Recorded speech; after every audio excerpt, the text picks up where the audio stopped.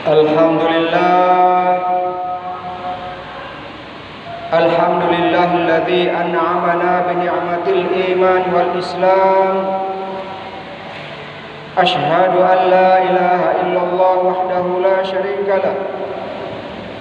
Wa ashhadu anna Muhammadan abduhu wa rasuluh.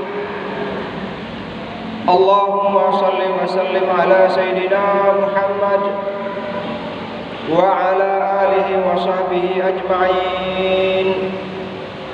Amma ba'd.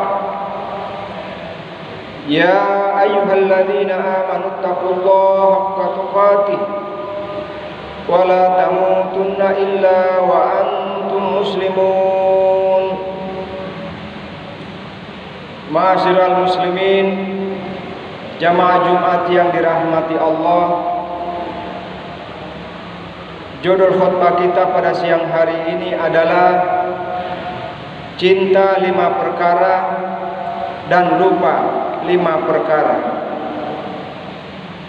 Kaum muslimin sidang Jumat rahimakumullah, segala puji bagi Allah yang telah memberikan kita nikmat iman dan Islam, sehingga pada Jumat kali ini kita bisa kembali duduk bersimpuh di masjid yang mulia ini untuk menunaikan sholat Jumat yang merupakan kewajiban kita.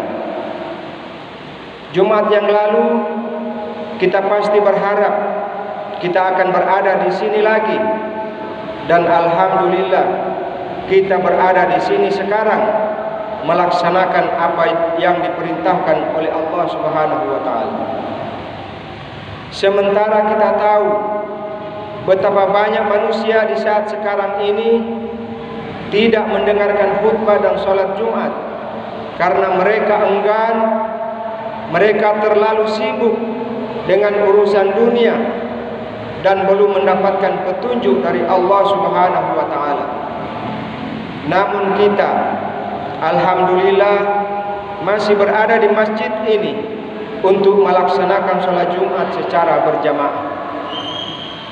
Kaum muslimin, pada kesempatan khutbah kali ini saya akan menyampaikan hadis Rasulullah sallallahu alaihi wasallam di dalam kitab Nasaihul Ibad yang berbunyi, Sayati ala ummati zaman yuhibbunal khamsa wa yansaunal khams, yuhibbunal dunya wa yansaunal akhirah, yuhibbunal haya wa yansaunal maut, yuhibbunal qusur wa yansaunal kubur, yuhibbunal mal wa yansaunal hisab, wa yuhibbunal khalq wa yansaunal khaliq. Akan datang suatu masa pada umatku, kata Rasulullah, di mana mereka mencintai 5 perkara dan lupa terhadap 5 perkara. Mereka cinta dunia dan melupakan akhirat. Mereka cinta hidup dan melupakan kematian. Mereka cinta bangunan-bangunan mewah di dunia dan melupakan kubur. Mereka cinta kepada harta dan melupakan hari perhitungan atau hari hisab. Mereka cinta kepada makhluk dan melupakan penciptanya.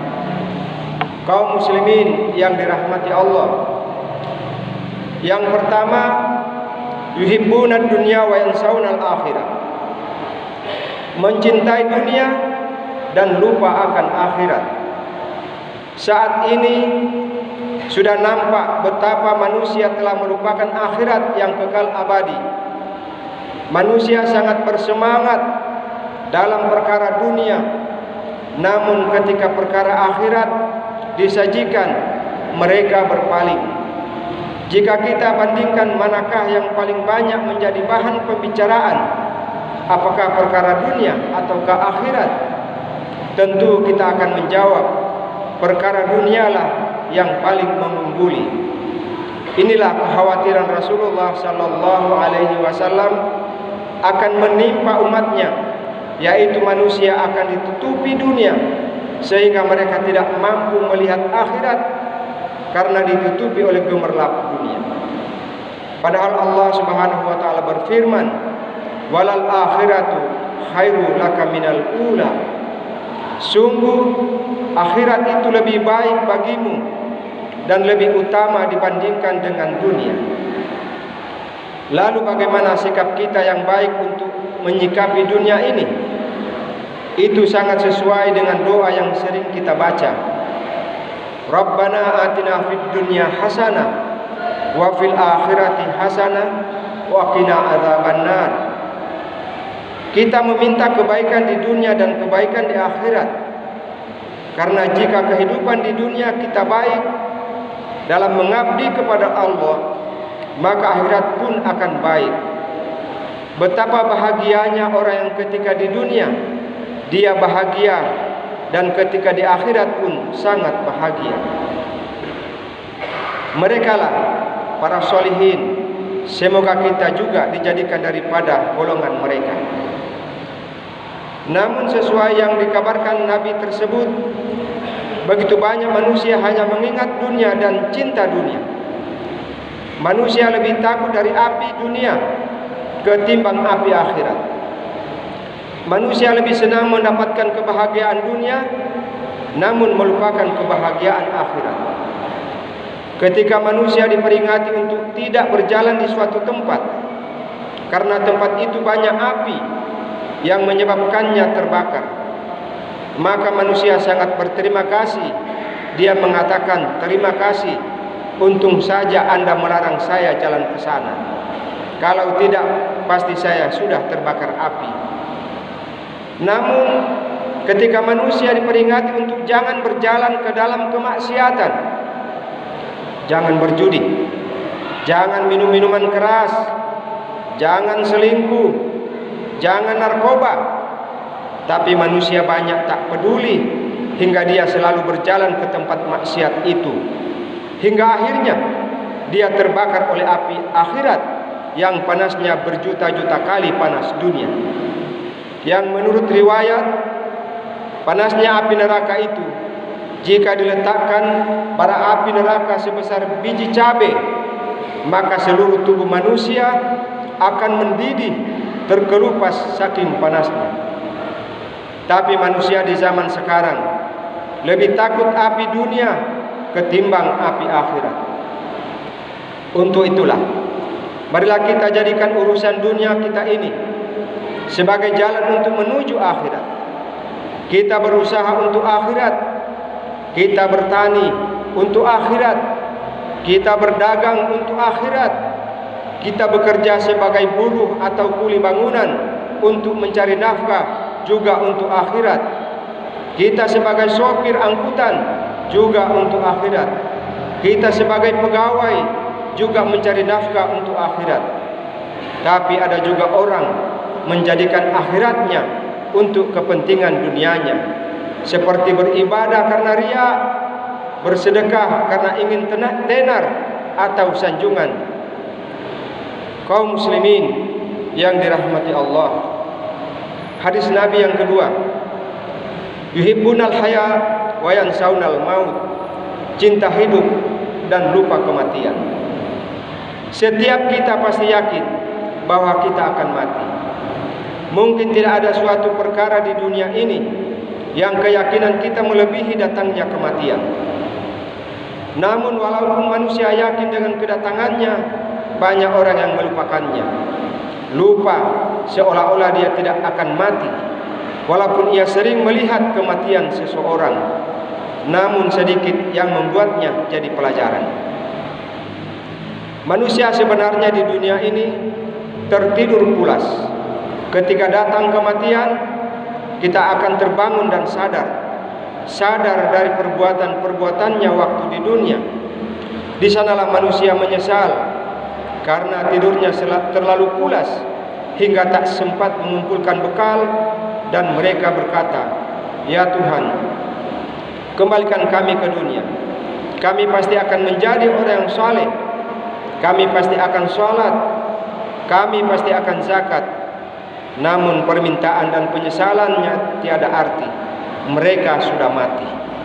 Oleh karena itulah, mintalah dan penyesalan di dunia ini, karena ketika ajal sudah datang, penyesalan tiada artinya. Kaum muslimin yang dirahmati Allah, hadis Nabi yang ketiga, yuhibbunal qusur wa yansaunal qubur. Cinta kepada bangunan yang mewah, namun lupa kepada kubur. Di saat inilah manusia berlomba-lomba membangun rumah yang serba mewah. Manusia sangat bersemangat membangun rumah di dunia, namun lupa membangun rumahnya di akhirat. Lupa membangun rumah di kuburannya, sehingga ketika mereka mati tak ada tempat yang nyaman baginya, karena mereka tidak pernah membangun rumah di akhiratnya ketika di dunia. Dia lupa sholat, lupa kepada kewajibannya sendiri, lupa beribadah kepada Allah, padahal kesemuanya itu adalah merupakan bahan bangunan untuk mendirikan rumah yang megah di kubur, lebih-lebih di surga. Namun sesuai janji Allah, kubur itu bisa menjadi satu kebun dari kebun surga jika penghuninya orang yang taat kepada Allah, dan bisa menjadi satu lubang dari api neraka jika penghuninya adalah orang yang bermaksiat. Kaum muslimin, hadis Nabi yang keempat, yuhibbunal mal wa yansaunal hisab. Cinta harta dan lupa kepada hari perhitungan. Manusia memang sangat suka dengan harta, namun jangan dengan kecintaan itu lalu membuat kita lupa bahwa harta kita itu akan dihisab kelak. Hisab adalah penghitungan dan pertanyaan, dari mana kita memperoleh harta dan kemana kita belanjakan. Jika pertanyaan ini bisa dijawab dengan baik dan bisa dipertanggungjawabkan di hadapan Allah, maka harta itu pun akan menjadi penolong bagi kita. Namun jika harta itu didapatkan dari jalan haram, maka harta itu akan membuat pemiliknya celaka. Begitu juga jika harta itu didapatkan dari jalan yang halal, namun digunakan untuk sesuatu yang dimurkai Allah, maka itu pun akan membuat celaka. Maka ketika kita memperoleh harta yang halal, kita gunakan untuk menunaikan kewajiban kita dan mengabdi kepada Allah dengan menafkahi keluarga, mengeluarkan zakat dan bersedekah, maka harta itu akan menjadi penolong bagi kita. Kaum muslimin, hadis Nabi yang kelima, yuhibbunal khalq wa yansaunal khaliq. Cinta makhluk dan lupa kepada penciptanya. Sungguh apa yang disabdakan Rasulullah amatlah benar. Di zaman sekarang ini manusia kebanyakan hanya mencintai makhluk dan lupa kepada penciptanya.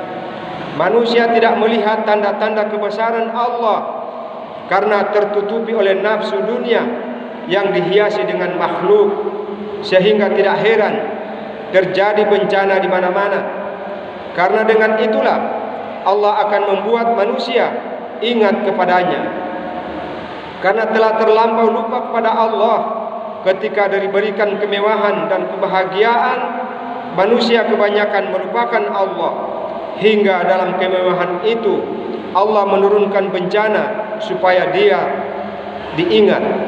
Di saat suatu negeri sudah tidak ada lagi yang mengingat Allah, maka akan ditegur oleh Allah supaya mereka menjadi ingat. Jika di suatu negeri juga tidak ada majelis zikir, majelis ilmu, dan tak ada yang peduli dengan majelis ini, maka turunlah bencana.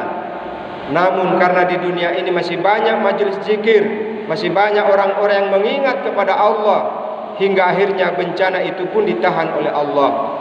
Oleh karena itu, marilah kita meramaikan majelis zikir, majelis-majelis ilmu, karena Allah akan menurunkan rahmat dan cintanya kepada manusia yang selalu mengingatnya. Rasulullah SAW bersabda, hari kiamat tidak akan terjadi sehingga tidak ada yang tinggal di muka bumi yang menyebut Allah, Allah. Artinya, Jika di dunia masih banyak manusia yang menyebut Allah dan ingat kepada Allah dan menyemarakan majelis ilmu, maka hari kiamat akan ditunda. Namun perlu kita sadari, majelis-majelis semacam ini sangat sepi peminatnya. Seperti ada peringatan hari-hari besar Islam dan takziah yang di dalamnya ada rangkaian ilmu dan zikir. Walaupun majelis ini hanya 1 jam saja, sangat sedikit orang yang mengambil bagian di dalamnya atau menghadirinya.